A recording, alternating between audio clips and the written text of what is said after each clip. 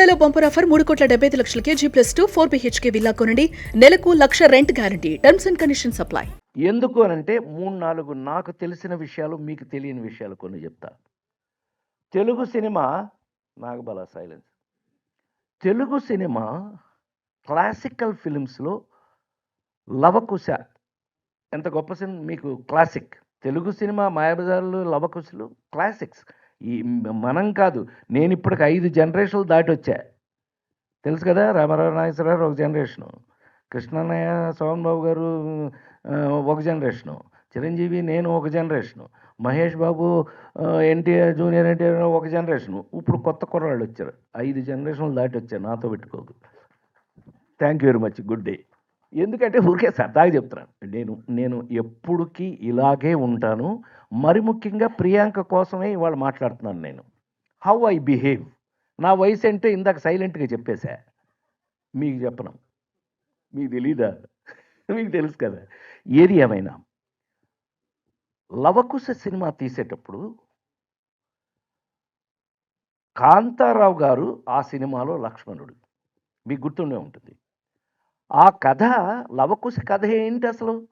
రాముడికి వాడెవడో ఒకడు ఒక మాట అన్నాడని సీతని అడవులకు పంపించేసిన కథ. అడవులకి తీసుకెళ్లేది ఎవరు? లక్ష్మణుడు. రాముడు ఆర్డర్ వేస్తే తమ్ముడు ఫాలో అవ్వాలి. నాకు తెలిసిందండి అప్పట్లో కాంతారావు గారికి, అంటే ఇది నేను రామారావు ఏమంటారు, మీ అందరికీ ఐడియా ఉంది కదా, నేను రామారావు ఇంట్లో పుట్టాను. ఆయన నన్ను ఫిల్మ్ ఇన్స్టిట్యూట్లో జాయిన్ చేశారు. నేను వారితో పాటు 12-15 సంవత్సరాలు ఎమ్మటి తిరిగాను నేను. సో అంటే యాక్టింగ్ స్కూల్ దగ్గర నుంచి ఆయనతో పాటే. ఇందాక సోదరులు చెప్పారు, I am the gold medalist in Madras film institute. First batch Rajinikanth, నేను సెకండ్ బ్యాచ్, చిరంజీవి గారు 5వ బ్యాచ్. మా ఇన్స్టిట్యూట్ సెరామిక్ ఇంజనీరింగ్ ఫస్ట్ చదివింది. ఇంజనీరింగ్ అయిన తర్వాత ఫిల్మ్ ఇన్స్టిట్యూట్ గోల్డ్ మెడలిస్ట్ నేను. ఈయన వెళ్ళేటప్పుడు కారు ఎటు వెళ్తున్నా కొంచెం చూసి చెప్పండి నాకు. మన అల్లరి తర్వాత జతం ఉండే గోల. నాతో ఎప్పుడు ఇంత ఎవరండి ఎవరు, నేను వస్తున్నా, ఆ పాయింట్కి వస్తాను, నెక్స్ట్ వస్తా. అలాంటిది లవకుశ స్టార్ట్ చేయటానికి కాంతారావు గారిని లక్ష్మణుడిగా సెలెక్ట్ చేసుకుంటే ఆయనకి ఆరోగ్యంలో ఏదో తేడా వచ్చింది. అమ్మాయి నీకు తెలుసో తెలియకపోతే తెలుసుకో. నీకు తెలిసే అవకాశం ఉన్నా లేకపోయినా నాకు తెలుసు. ఎందుకంటే నేను పెద్ద ఆయన ఏమంటారు, రామారావు ఏమంటే తిరిగి ఇవన్నీ విన్నవాడిని నేను. కాంతారావు గారికి అప్పుడు వెళ్ళి శంకర్ రెడ్డి అని ప్రొడ్యూసర్ అండి ఆ సినిమాకి, లవకుశ రామారావు దగ్గరికి వెళ్ళి, అయ్యా మరి ఆయన కాంతారావు ఇలాగా హెల్త్ వల్ల ఇలా, అవునా, సరే ఒక పని చేయండి, వారికి ఆరోగ్యం బాగుపడటానికి ఎంతకాలం పట్టచ్చు అంటే, 2-3 వారాలు. ఏం పర్లేదు, నెల రోజులైనా పర్వాలేదు. ఆ కాంతారావు గారు అనే సోదరుడు బాగా పర్ఫెక్ట్ అయిన తర్వాతే మనం షూటింగ్ స్టార్ట్ చేద్దామని ఆగిపోయారు ఎన్టీ రామారావు గారు.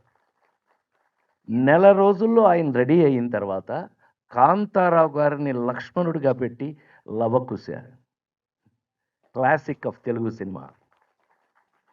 అంతకంటే గొప్ప విషయం ఆ తర్వాత ఈలపాటి రఘురామయ్య గారు, వారు అంతకుముందు నారదుడు.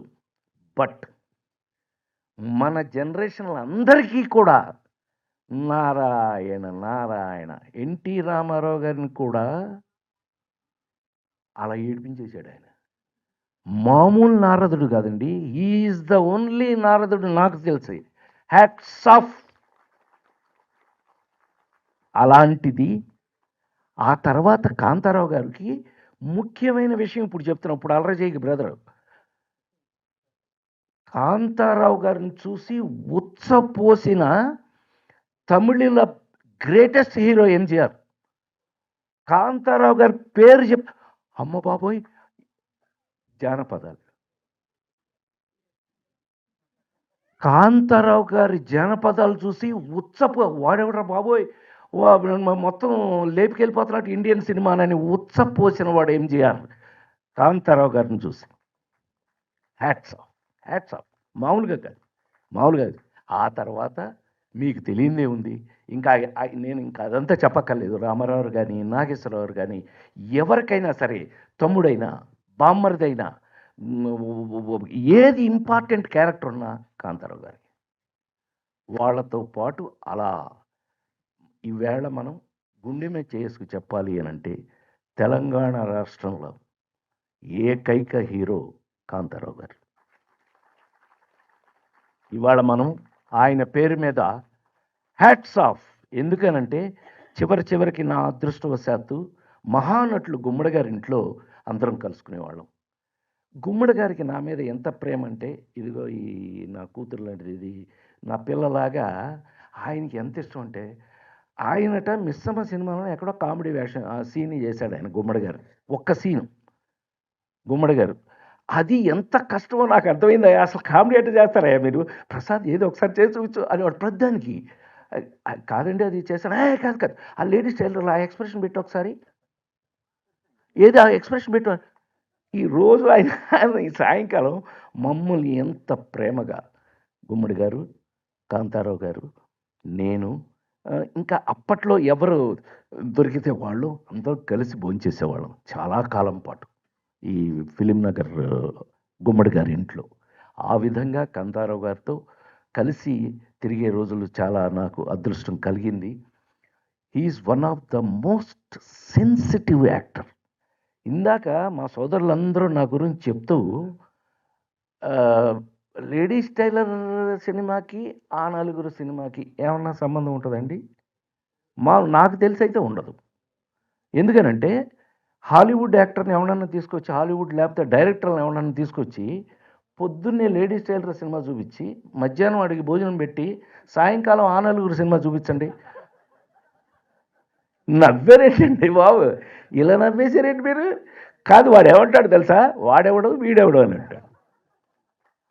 వీళ్ళిద్దరూ ఒకడే అని అంటే ఒప్పుకోరు. ఇద్దరు ఒకడే అని అంటే హాలీవుడ్లో ఒప్పుకోరు. అది కేవలం భగవంతుడు. నేను ఆ నలుగురు ఇప్పుడు చాలా ఒళ్ళు దగ్గర పెట్టుకుని చెప్పేవాడిని, నాకన్నా నాకు వచ్చిన అవకాశం గొప్పది. నిజంగా చప్పట్లు కొట్టచ్చు. ఈ సందర్భంగా ఒకే ఒక్కటి గుర్తు చేసుకుని నేను ఫినిష్ చేస్తా. నేను రామారావు ఇంట్లో ఎన్టీ రామారావు గారు అమ్మగారు వెంకటరామమ్మ గారు, వాడు నా చేతిలో పుట్టాడురా అంటే, మా అమ్మగారు గడ్డి వేయడానికి వెళ్ళి నొప్పులు వచ్చి పడిపోతే అక్కడే నేను పుట్టడం జరిగింది, గొడ్ల చావిట్లో. వాడు నా చేతిలో పుట్టాడురా, వాడిని జాగ్రత్త చూసుకో అన్నారట. అందుకని రామారావు ఫిల్మ్ ఇన్స్టిట్యూట్కి గార్డియన్ ఫాదర్ అని ఉంటే కనుక ఫాదర్ మీద గీత గీసి ఆయన గార్డియన్ ముందు రామారావు అని సంతకం పెట్టారు ఫిల్మ్ ఇన్స్టిట్యూట్కి, మద్రాస్ ఫిల్మ్ ఇన్స్టిట్యూట్కి. సో ఆ విధంగా ఆయన మనమేమో చండాలంగా సన్నగా ఇంత పెద్ద జుట్టు అసహ్యంగా ఉండేవాడిని నేను అప్పుడు. టు బి వెరీ ఫ్రాంక్, అప్పుడు నువ్వు చూసున్నట్టయితే నాకు రాజేంద్రుడు లేదు, గజేంద్రుడు లేదు, మా ఐలోడు లేదు, కొబ్బరి బండం అసలు లేదు. ఇతను నన్ను మొదలుపెట్టింది కొబ్బరి బండంతో. దాని సినిమాకి మ్యూజిక్ చేశాడు ఇతను.